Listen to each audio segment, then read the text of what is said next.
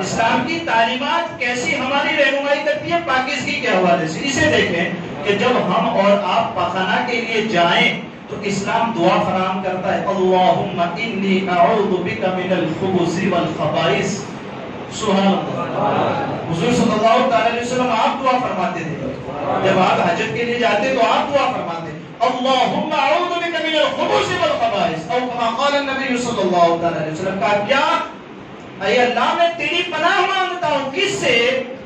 کہا گندے ناپاک جن اور گندی اور ناپاک جناتنی سے تیری پناہ مانگتا ہوں. یہ جو بڑے لوگ آج کہتے ہیں نا مولانا ہماری بچی بڑی خوبصورت تھی 4 سال کی تھی تو پتہ نہیں اچانک کیا ہوا اب وہ بولنا بند ہو گیا اس کا. سمجھ رہے ہیں نا ہماری لڑکی کا رشتہ نکی ہوا اور اس کے بعد پتہ نہیں کیا ہوا آسیب کا اثر آ گیا اس میں.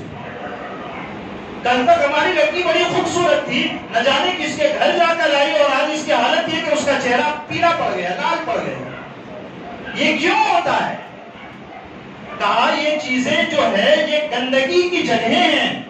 شیطان اور جنات ان جگہوں پر اپنا ڈیرا اور بسیرا کرتے ہیں. کہا جب تم ان جگہوں میں جاتے ہو اور اسلام کی تعلیمات کو بھول جاتے ہو اسلام پاکیزہ مذہب اور پاکیزہ تعلیمات کو جب تم بھول جاتے ہو ہمارے پسندیدہ مذہب اور ہماری پسندیدہ دی ہوئی قانون اور لوازمات کو بھول جاتے ہو اب تمہیں نقصان اٹھانا پڑتا ہے کہ تم جب ان جگہوں میں دعائیں پڑھے بغیر چلے جاتے ہو جب واپس آتے ہو تب تک تمہارے اندر شیطان اور جن شرائط کر چکے ہو.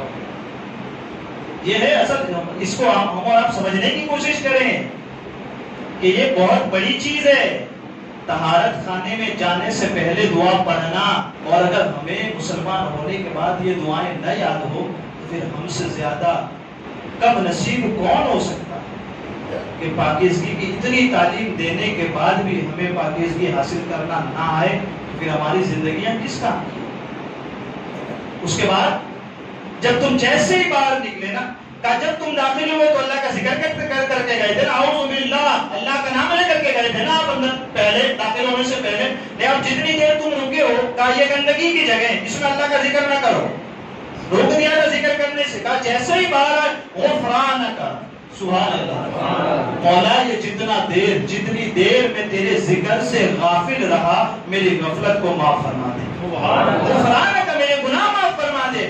الحمدللہ الذی اذهب عنی العزا وعافانی. بڑی بابرکت ہے وہ ذات اور تمام تعریفیں اس ذات کے لیے ہے جس نے مجھے اس مصیبت سے بچا لیا وعافانی اور مجھے صحت عطا فرما دی. نا کبھی پوچھے اس آدمی سے جا کر کے کہ جس کے پاخانہ اور پیشاب کی جگہوں میں پائپ ڈالی جاتی ہے اور اسے پیشاب کروایا جاتا ہے کبھی اس سے پوچھے یہ کتنی بڑی تکلیف کی بات ہے. جسے آسانی سے پیشاب و پاخانہ ہو جاتا ہو ارے وہ یہ دعا نہیں پڑھے گا تو اور کون پڑھے گا یہ. کبھی لگوا کے دیکھیں ان دردیوں سے پوچھ کے دیکھیں کہ تمہیں کیسی تکلیف ہوتی ہے پیشاب کرتے وقت. اگر ہمارے جسم سے وہ گندگی آسانی کے ساتھ دور ہو جاتی ہے یہ ہمارے رب کا بڑا فضل اور کرم ہے. اس پر شکر ادا کرو اس انداز سے اب طہارت حاصل کرو اور اپنے رب کا شکریہ ادا کرو کہ مولا تو نے مجھ سے اس مصیبت کو دور فرما دیا.